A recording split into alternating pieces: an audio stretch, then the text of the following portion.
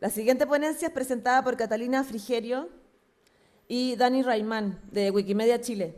Nos presentan bibliotecas, propiedad intelectual y datos para la IA, hacia un ecosistema abierto y transparente.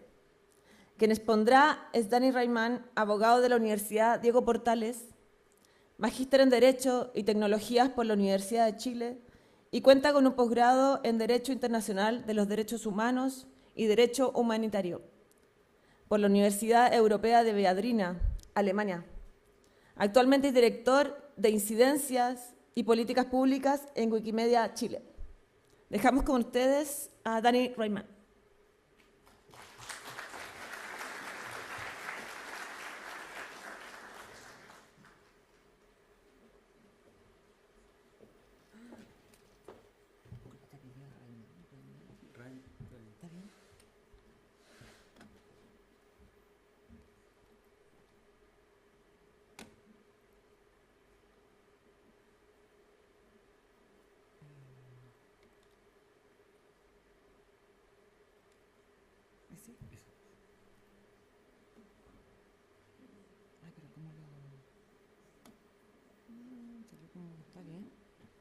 ¿Está bien? Sí,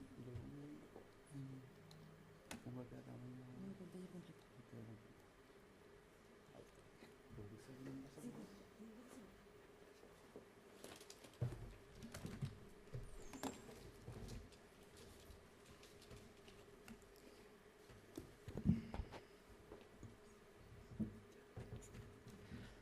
Buenos días, buenas tardes ya. Mi nombre, tal como se decía, es Dani Raimán. Junto con Catalina Frigerio presentamos esta ponencia y creo que estamos justamente en un tiempo y también en una etapa en el desarrollo de las tecnologías, particularmente de la inteligencia artificial, muchas gracias, que requiere justamente tener una mirada que vaya más allá, básicamente, de los desarrollos tecnológicos y desde la mirada que tienen muchas veces las empresas privadas, que sobre todo en el mundo de las tecnologías concentran no solamente las decisiones y el saber, sino que también el poder económico y respecto justamente de aquello que nos permite a nosotros ir también permitiendo tener representatividad en los conocimientos, ¿no? Hice un índice, lo dejo acá brevemente, pero debido al tiempo trataré de ir avanzando rápidamente. Pero una de las primeras preguntas en el fondo que están surgiendo debido a la expansión de la inteligencia artificial y principalmente también a la expansión de los modelos de inteligencia artificial relacionados a la inteligencia artificial generativa, tiene que ver justamente con cómo esta expansión aborda y empieza a ocupar distintos espacios que básicamente son fundamentales para el desarrollo de tanto de la civilización como también del conocimiento y la cultura. En los entornos educativos, culturales y también en las bibliotecas se empieza a intensificar la pregunta que es qué calidad tienen los datos que alimentan en el fondo, modelos de inteligencia artificial, los entrenamientos y también el mejoramiento de estos sistemas, ¿no? Los modelos actuales básicamente no se han hecho esa pregunta, ¿no? No se han preguntado, en el fondo, ¿estamos generando resultados a partir de datos que tienen ciertas características y que en el fondo presentan calidad? Y la verdad es que no. Los modelos actuales se entrenan con conjuntos de datos que muchas veces son sesgados, están pobremente documentados y muchas veces son opacos en relación, por ejemplo, a la procedencia que tienen y también respecto a las licencias que hay o no de uso respecto de las fuentes que se originan, de las que se obtienen, ¿no? Y lo que ocurre es justamente que estos modelos actualmente se entrenan a partir de distintos, en el fondo, datos que provienen tanto de fuentes de acceso abierto como también de datos que provienen de colecciones o también obras que se encuentran bajo la protección de los derechos de autor, ¿no? Y también ocurren otro tipo de problemas que tienen que ver justamente con desigualdades epistémicas, especialmente que afectan al sur global, porque la mayoría de las veces que se utilizan estos modelos, estos sistemas, muchas veces los resultados que se obtienen son justamente nutridos a partir de conocimientos que provienen del norte global y por lo tanto no estamos escuchando las voces ni los conocimientos del sur, ¿no? Solamente para ilustrar este punto, un estudio, en el fondo reciente, de expertos tanto en materias legales como también en Machine Learning, auditó más de 1800 conjuntos de datos y a partir de ese estudio se determinó justamente que al menos el 70% de esos conjuntos de datos omitía información respecto a las licencias que se utilizaban. Y por otra parte, el 50% de los resultados presentaba errores. Es decir, que esto nos muestra inmediatamente que al menos existen ciertos problemas desde el punto de vista jurídico, pero también desde el punto de vista de la información a la que estamos accediendo, porque esa información muchas veces que nosotros empezamos a recibir por estos sistemas, que muchas veces se entienden que solo porque la máquina te lo está dando como si fueran, en el fondo, verificados y reales, ¿no? Y es justamente lo que hablaba la doctora Ashley en la mañana, ¿no? Son los conocimientos de las bibliotecas, justamente, y cómo se administra y se van generando estas colecciones, lo que hace, en el fondo, fundamental empezar a mirarlas respecto a sus prácticas, que son justamente las que los modelos y en el fondo los desarrollos de inteligencia artificial en este minuto carecen. Y por eso el rol de ustedes es fundamental en las materias y en los desarrollos que se están realizando. Además de eso existen ciertas barreras estructurales, ¿no? O sea, la legislación actual en materia de propiedad intelectual, así como también las regulaciones de inteligencia artificial que se están pensando, muchas veces contemplan excepciones que no están dando abasto ni tampoco están considerando los distintos, por ejemplo, repercusiones que tienen para también aquellos que generan conocimiento, ¿no? O aquellos que permitan que circule, etc.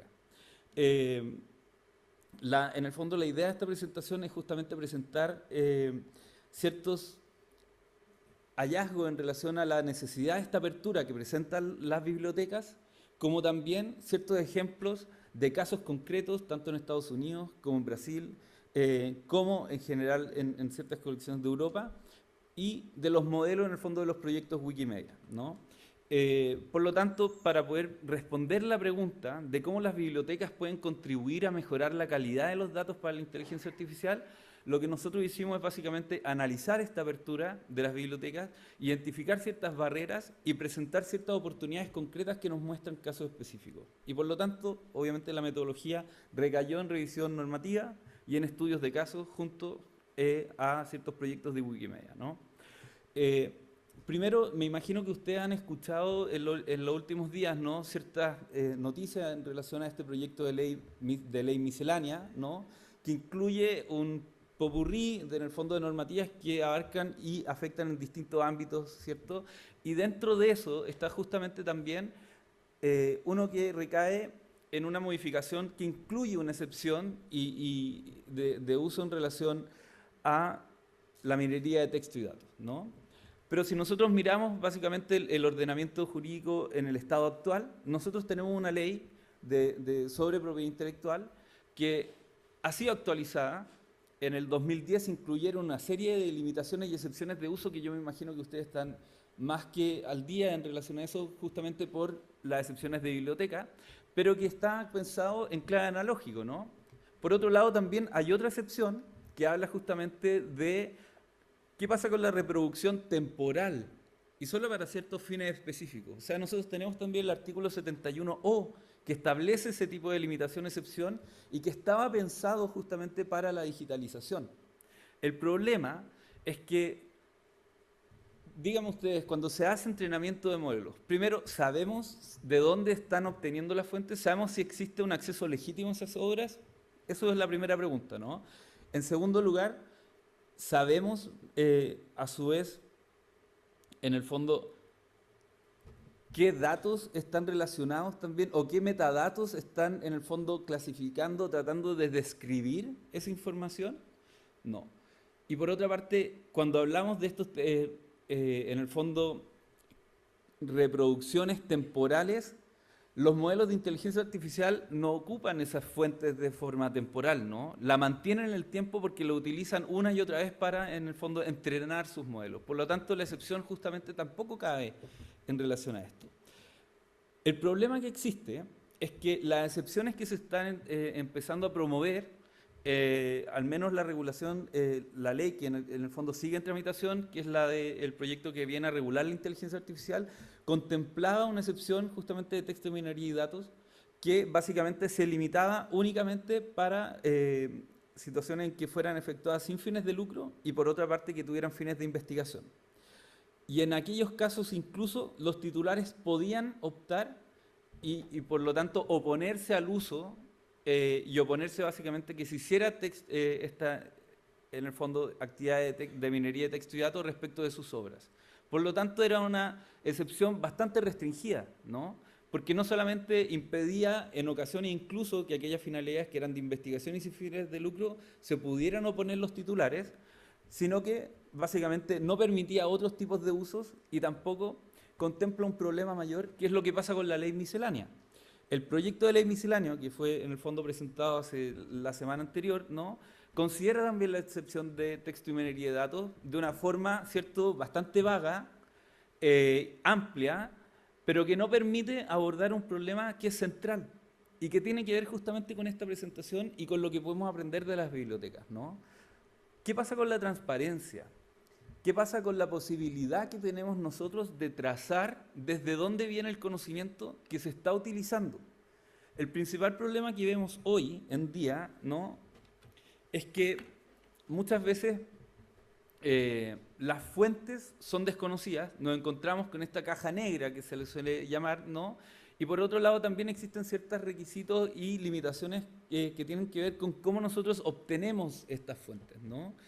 Esto también va vinculado, por ejemplo, a los contratos editoriales que usualmente existen, ¿no? Son bastante restringidos, incluso establecen excepciones expresas en relación a la minería de texto y datos.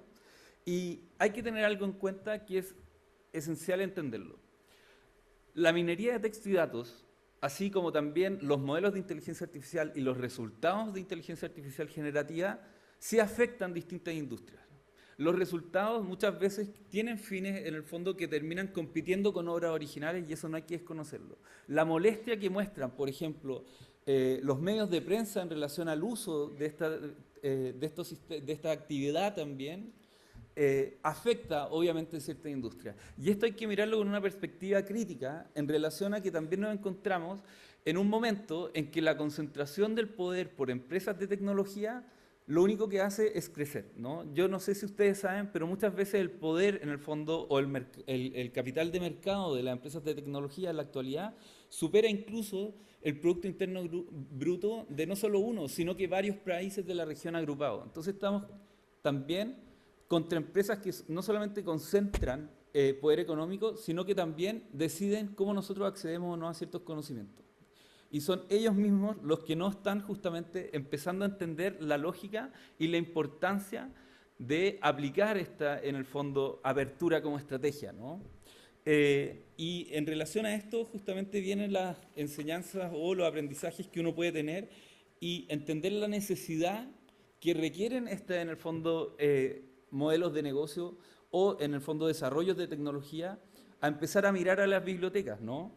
El problema básicamente ha sido que los datos de bibliotecas producen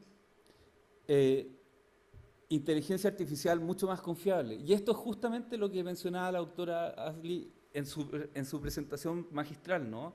O sea, conocer, describir, contextualizar, ¿cierto? Poder controlar justamente las autoridades, ¿no? De cuando hablamos de sistemas de autoridades, son cosas que carecen estos sistemas en la actualidad, ¿no? El problema, entonces, tiene que ver con los datos en brutos. Los modelos entrenados son básicamente con datos extraídos masivamente de Internet que incorporan sesgos, errores y asimetrías, no solamente en relación a la información que llega, sino que también respecto a la representatividad, ¿no? Entonces, encontramos ese problema y por otro lado también opacidad sobre el origen de los datos, opacidad sobre, por ejemplo, cuáles son las implicancias directas sobre su fiabilidad, equidad y también respecto a los posibles usos o no y posibles infracciones que pueden haber también desde un punto de vista jurídico. Entonces, ¿qué aportan las bibliotecas? ¿Por qué hay que mirarlas, no? El tema es básicamente porque aportan procedencia verificable. Cada ítem tiene una historia documental, trazable, quién lo produjo, cuándo y bajo qué condiciones, ¿no? Preguntas que básicamente permiten gestionar y también administrar colecciones. representatividad deliberada, porque las decisiones de curaduría incorporan criterios de diversidad que los datos, en el fondo, que son scrapeados o recopilados a partir de web, no tienen. Y por otra parte, tienen licenciamientos claros. Se indica y bajo qué condiciones se puede o no hacer uso legal, por ejemplo, de ciertas colecciones o obras que pueden estar disponibles para justamente entrenar. Entonces, hay que entender que las bibliotecas llevan décadas trabajando sobre problemas de representación, diversidad y equidad en la catalogación, y eso es básicamente lo que recién hoy están descubriendo aquellos que están trabajando y modelando, entrenando estos sistemas de inteligencia artificial. Hay varios ejemplos, en el fondo, que dan cuenta de la importancia que tiene justamente poder entregar colecciones, en el fondo, que estén pensadas y orientadas básicamente a el análisis computacional, ¿no? Por ejemplo, el caso de las Collection as Data de la Librería del Congreso de Estados Unidos permite a investigadores aplicar herramientas de minería, texto y datos y procesarlo en lenguaje natural directamente sobre las colecciones con pleno conocimiento tanto de su procedencia como sus condiciones de uso. Por lo tanto, las decisiones, en el fondo, y también cómo se incorpora la información, sigue ciertos principios que sean reutilizables, que en el fondo contengan metadatos ricos, que las licencias sean claras y que la documentación sea exhaustiva respecto a la procedencia de aquellas fuentes, ¿no? Esto demuestra que la curaduría profesional de las bibliotecas es una ventaja que en el fondo los datos masivos y la recolección masiva no tiene, ¿ya? Por otro lado, también está el caso de Europeana, que básicamente agrega la colección de más de 3.000 instituciones bajo estándares comunes y licencia abierta. Y acá el valor, en el fondo, que otorga esto a la inteligencia artificial no está únicamente en que se digitalizan y abren estas colecciones, sino que también los metadatos estructurados y interoperables que se ofrecen, en el fondo, para que sean utilizados. Lo mismo en el caso de la Biblioteca Nacional de Brasil, que también es un ejemplo, básicamente, de la región, que muestra de una u otra forma cómo empezar a aportar información que pueda ser considerada y que también empiece a combatir esta falta de representatividad, ¿no? Aplicando también muchos de estos criterios que mencionábamos antes, en el fondo, justamente permitiendo tener, en el fondo, diversidad geográfica y que nos puedan representar para combatir los sesgos que hasta ahora nos afectan y que podemos ver en los resultados que vamos obteniendo. Me imagino, tal como mencionaron antes, que muchas veces habían citas que estaban erróneas o que no existían, y justamente nunca o rara vez vemos fuentes que vengan o provengan de, en el fondo, nuestro país o distintas partes del sur global, ¿no? ¿Por qué hablamos del ecosistema, en el fondo, de Wikimedia, ¿no? La misma presentación de la doctora Ashley, yo no sé si se fijaron, pero cuando hacía la comparación entre Anna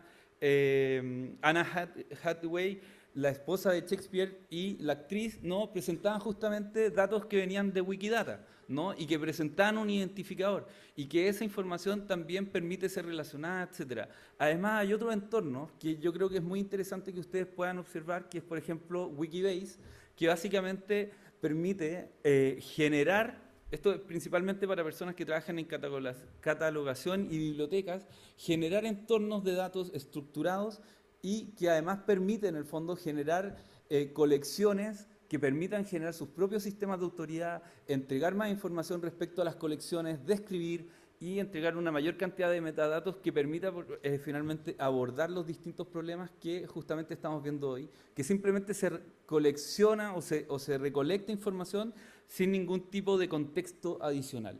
Y todo eso son aprendizajes que se han aplicado en estos sistemas que vienen de los conocimientos de las bibliotecas, ¿no? La Wikipedia es una enciclopedia y los distintos proyectos que están en torno tienen que ver con cómo ayudamos a tener conocimiento, pero no simplemente generar resultados y dar respuestas como un yes man, que en el fondo dice que sí a todo, sino que entregar información que efectivamente sea verificable, que provenga en el fondo de ciertos criterios que permitan entender que son voces autorizadas y que también representan a voces en distintas partes del mundo y no solamente aquellos conocimientos que usualmente son los que se ven y que terminan en el fondo ocupando el espacio que deberían tener el sur global también en el mundo, ¿no? La paradoja de esto es básicamente que la mayoría de los modelos de inteligencia artificial son entrenados justamente con fuentes utilizadas y que provienen de proyectos de Wikimedia, ¿no? Pero a pesar de eso, la recolección de esos datos no tienen y no están clasificados ni se producen de la forma que requiere justamente aplicar principios o conocimientos de bibliotecas para poder empezar a distinguir entre cuándo un resultado puede ser o no mejorado a partir de esta clasificación y en el fondo contextualización de la información. Bueno, algunas conclusiones a partir de esto. Básicamente que las limitaciones estructurales en Chile, la normativa y los contratos editoriales restringen la digitalización, preservación y reutilización de obras, impidiendo su integración en conjuntos de datos para la inteligencia artificial. Existe un potencial transformador del uso de licencias abiertas porque permiten recuperar control sobre el acervo digital, habilitar la preservación a largo plazo y facilitar la interoperabilidad y la minería de textos. Mejora en la confiabilidad de la inteligencia artificial. Los datos provenientes de colecciones abiertas y curadas permiten reducir sesgos. Esto es lo mismo que mencionaba la doctora Ashley en su charla magistral al principio, ¿no? Mejorar la trazabilidad y fortalecer la transparencia algorítmica. Y el valor estratégico de los metadatos abiertos. Potencian grafos de conocimiento y sistemas educativos avanzados, ¿no? Y consideren a Wikimedia como un aliado en sus distintos trabajos y también vean y también consulten. Existen incluso guías que están disponibles, por ejemplo, de cómo ustedes mismos pueden hacer sus propios catálogos, etcétera, y sistemas de biblioteca a partir de Wikibase y con gusto podríamos aportarles o generar talleres o ayudar. Muchas gracias.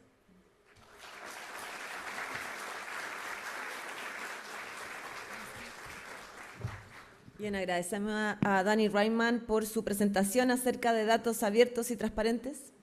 ¿Tenemos espacio para preguntas? Ahí.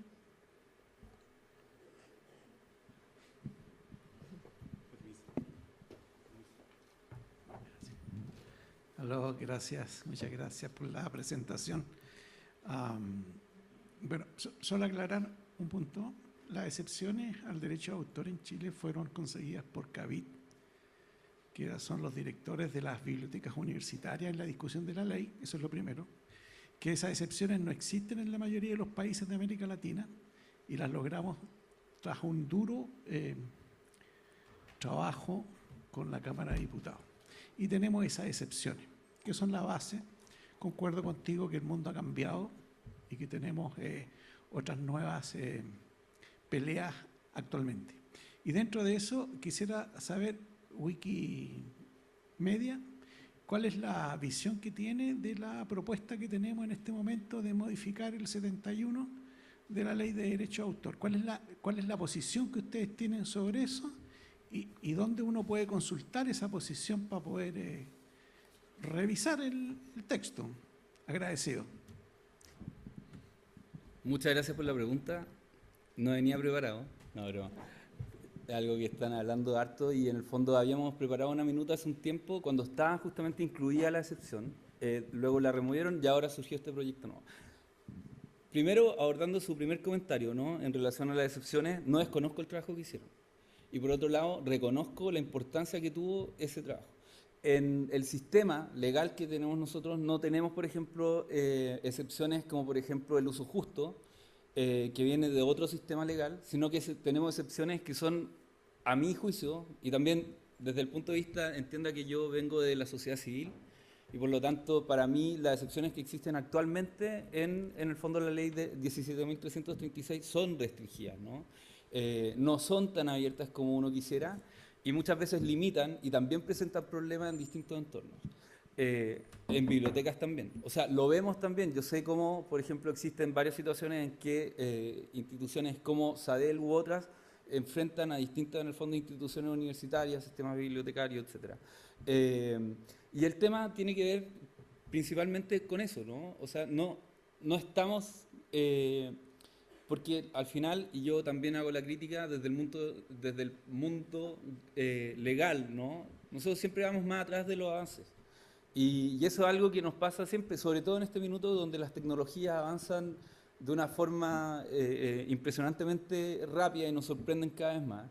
Entonces, obviamente si tenemos una ley que al menos hace 10 años y más, porque las excepciones fueron incluidas en el 2010, no ha tenido otras modificaciones en relación a eso, nos estamos quedando cortos y algo que ocurre. O sea, cuando estamos hablando de la ley de protección de datos, por ejemplo, O sea, esa ley venía del año 99 y ahora el 2026, en diciembre, recién va a entrar en vigencia una ley que viene como a renovar eso. Entonces, ese es el contexto que nos encontramos. Ahora, en relación a su pregunta, la visión de Wikimedia, ¿no?, es tener en el fondo, o sea, y el ideal, ¿no?, que el conocimiento circule libremente, ¿no?, que no existan limitaciones ni restricciones. Pero también entendemos básicamente que una visión de esa forma impide muchas veces también la creación de otro tipo de conocimientos o de otras también, en el fondo, industrias que son necesarias, ¿no? O sea, estamos viendo lo que está pasando en el fondo con distintos medios de comunicación que vamos a ir viendo cada vez más como medios de comunicación digitales y otros van a ir extinguiéndose, ¿no? Porque, o sea, esto distinto a esta presentación, pero estudios recientes dan cuenta que al menos el 75% de las personas que comparten noticias no entran ni las leen. Entonces, básicamente ahí la única plataforma que están concentrando y en el fondo reúnen a sus usuarios y con ellos les entregan otro tipo en el fondo, información publicitaria, etcétera, o los contenidos que ellos tratan de también priorizar, ellos son los que están generando básicamente este efecto de redes o básicamente que a mayor cantidad de usuarios, mayor valor tiene su plataforma, ¿no? Pero no así los medios o aquellos que están generando el conocimiento. Entonces, reconocer básicamente y retribuir de cierta forma a aquellas instituciones que son necesarias para la circulación del conocimiento también es algo importante. Entonces, considerar la excepción, o sea, en relación, por ejemplo, a investigación y otro tipo de uso, sobre todo en el ámbito de bibliotecas, debiera ser una excepción que debiera estar incluida, sin importar en el fondo si fuera con fines de lucro o con fines de lucro. Ahora, otro tipo de usos debiera tener básicamente también la posibilidad de tener la excepción, pero permitir, por ejemplo, a los titulares que se puedan oponer a ese tipo de usos, ¿ya? O sea, Wikimedia de esta forma, a pesar de que tiene el core, el núcleo, ¿no?, es el acceso al conocimiento y en el fondo la cultura abierta, también reconoce que es necesario retribuir y considerar cómo empezamos también a apoyar aquellos ecosistemas que permitan que exista el conocimiento también, ¿no? O sea, no sé si respondo su pregunta, pero básicamente esa es la postura que tenemos un poco variada. Bien, hay una pregunta vía Zoom de la Universidad de Playa Ancha, de Susana Naruto. ¿Existe incompatibilidad entre la ley 17.336 y la Creative Commons?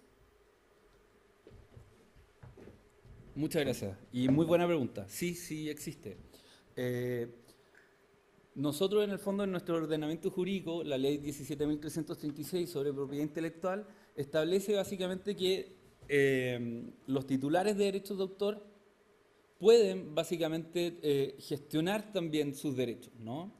La cesión de derechos de autor tiene ciertas, en el fondo, como limitaciones, pero en cambio las licencias, como son las licencias Creative Commons, que permite básicamente de forma escrita y expresar como titular cuáles son las condiciones de uso que pueden tener básicamente una obra o la creación, etcétera, de las que soy titular, ¿no? Entonces sí son compatibles y de hecho es una muy buena forma y en el fondo permite expresar también incluso si yo quiero renunciar a los derechos de autor que tengo y por lo tanto permitir que esa obra ingrese al dominio público, ¿ya?